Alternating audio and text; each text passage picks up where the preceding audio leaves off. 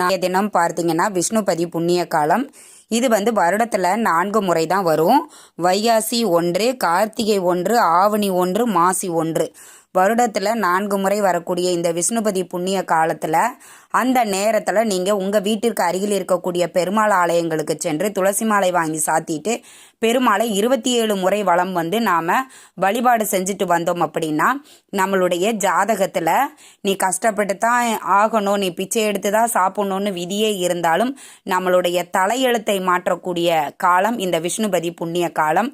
நாளைய தினம் கார்த்திகை 1 காலை 10:30 மணிக்குள்ளாக நீங்கள் சென்று பெருமாள் ஆலயத்தில் வழிபாடு செஞ்சுட்டு வாங்க. 21 முறை வலம் பெருமாளை ஓம் நமோ நாராயணாய நமக அப்படிங்கிற மந்திரத்தை சொல்லி வழிபாடு செஞ்சுட்டு வாங்கள். நிச்சயம் செல்வ வளம் பெருகும். ஏன்னா 10:30 மணி வரைக்கும் தான் இந்த விஷ்ணுபதி புண்ணிய காலம் அப்படிங்கிறது இருக்குது. நாளை தினம் மறக்காம